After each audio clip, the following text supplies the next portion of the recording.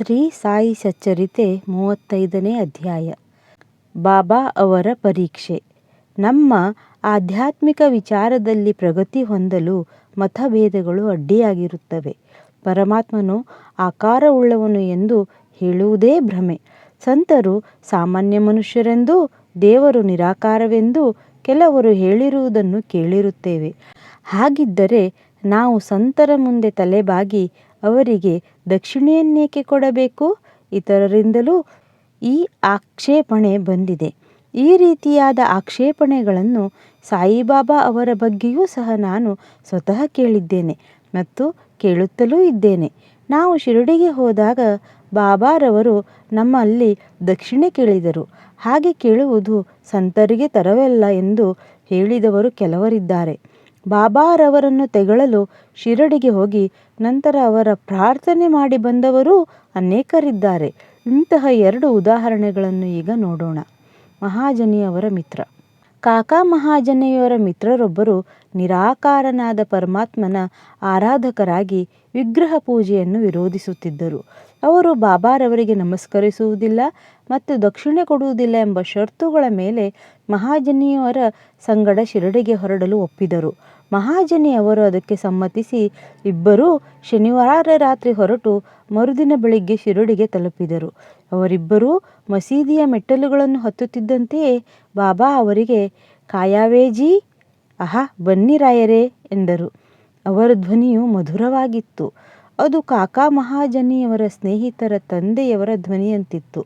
ಇದು ಅವರಿಗೆ ತಮ್ಮ ದಿವಂಗತ ತಂದೆಯ ನೆನಪನ್ನು ಮೂಡಿಸಿತು. ಅವರಿಗೆ ಸಂತೋಷ ಉಕ್ಕಿತು. ಆ ಧ್ವನಿಯಲ್ಲಿ ಅಂತಹ ಶಕ್ತಿ ಅಡಗಿತ್ತು.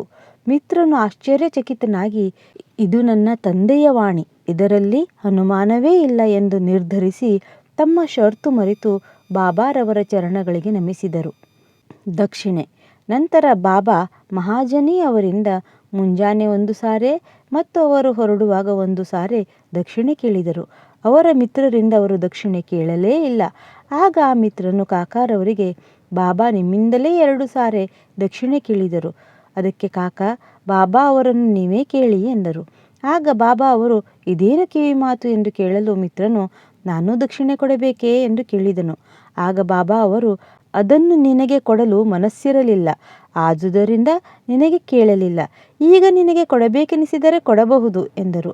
ಆಗ ಅವನು ಕಾಕಾ ಅವರಷ್ಟೇ, ಅಂದರೆ 17 ರೂಪಾಯಿ ದಕ್ಷಿಣೆ ಕೊಟ್ಟನು. ಆಗ ಬಾಬಾ ಅವರು, ನನ್ನ ಮತ್ತು ನಿನ್ನ ಮಧ್ಯೆ ಇರುವ ಅದೃಶ್ಯ ಗೋಡೆಯನ್ನು ಕೆಡವಿ ಹಾಕು, ಆಗ ನಾವಿಬ್ಬರೂ ಪರಸ್ಪರ ಅರಿಯಬಹುದು ಎಂದು ಹೇಳಿ ಹೊರಡಲು ಅನುಮತಿ ನೀಡಿದರು.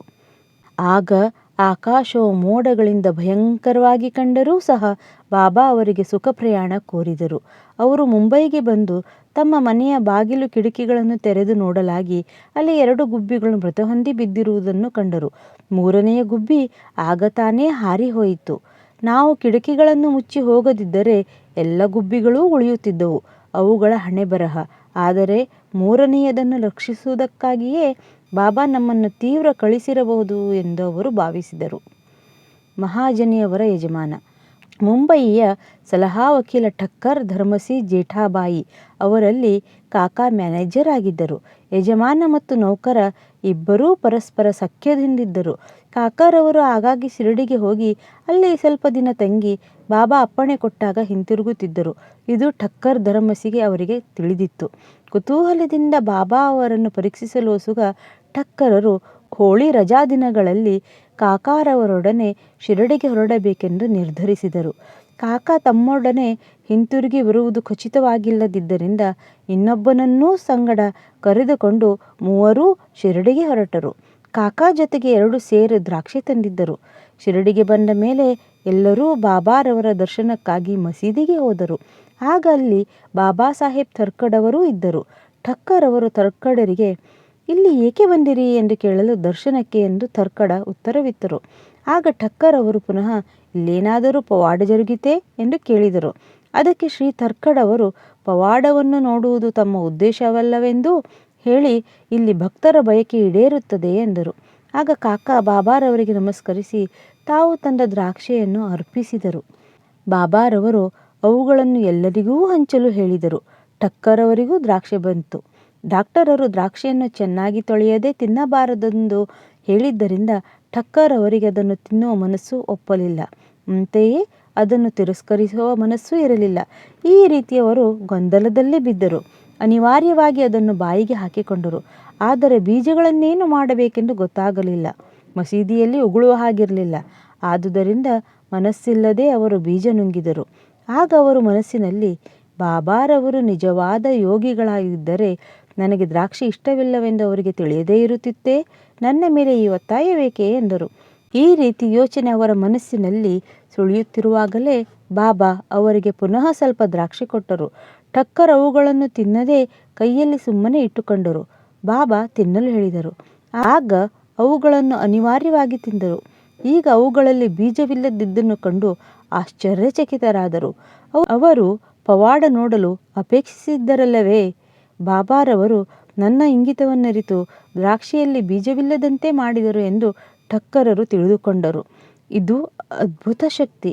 ಮತ್ತೊಮ್ಮೆ ಪರೀಕ್ಷೆಗಾಗಿ ಅವರು ಕಾಕಾರವರಿಗೆ, ನೀವು ತಂದಿದ್ದ ದ್ರಾಕ್ಷಿ ಎಂತಹುದು ಎಂದು ಕೇಳಲು ಅವರು ಸಬೀಜ ದ್ರಾಕ್ಷಿ ಎಂದು ಉತ್ತರಿಸಿದರು. ಇದನ್ನು ಕೇಳಿದ ಠಕ್ಕರ್ ಅವರಿಗೆ ಮತ್ತಷ್ಟು ಆಶ್ಚರ್ಯವಾಯಿತು.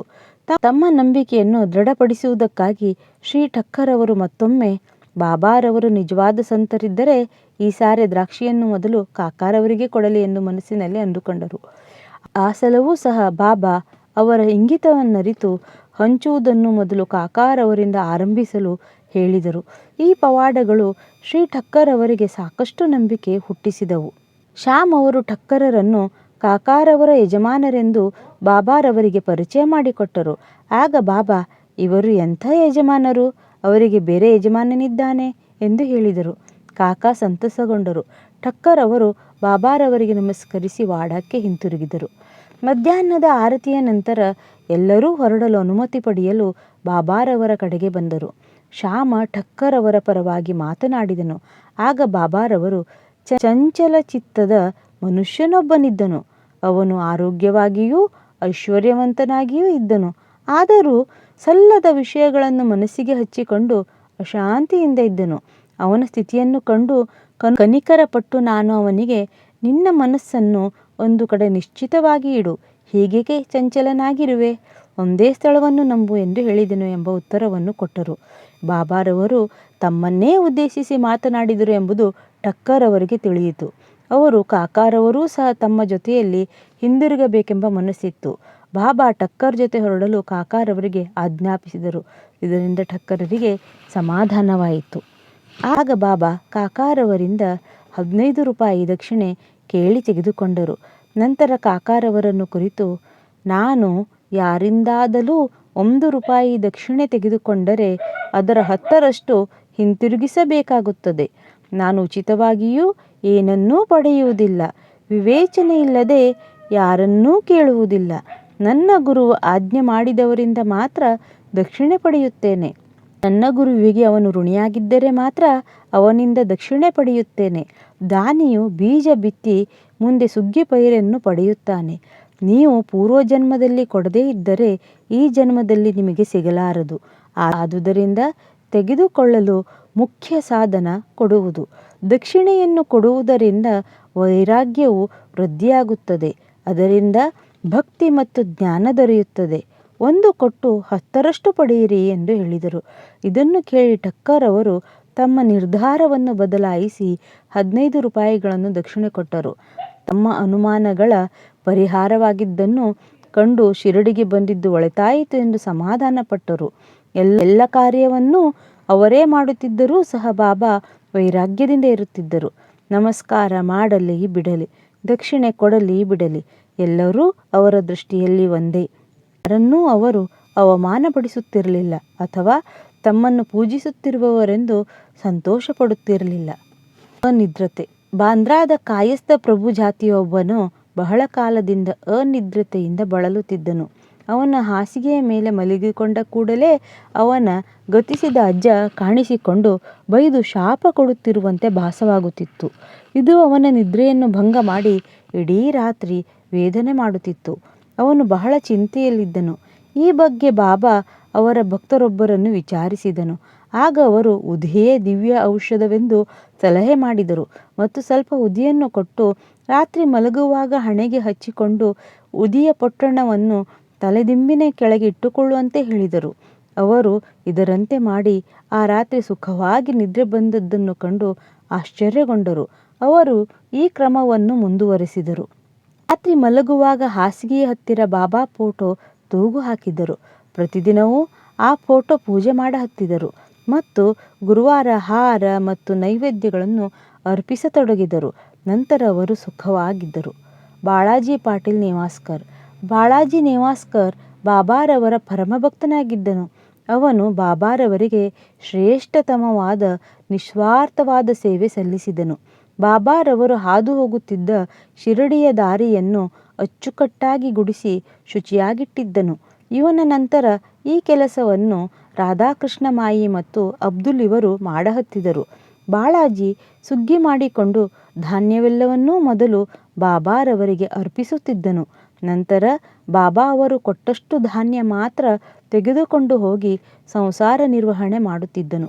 ಇದನ್ನು ಅವನು ಬಹಳ ಕಾಲದವರೆಗೂ ನಡೆಸಿಕೊಂಡು ಹೋದನು.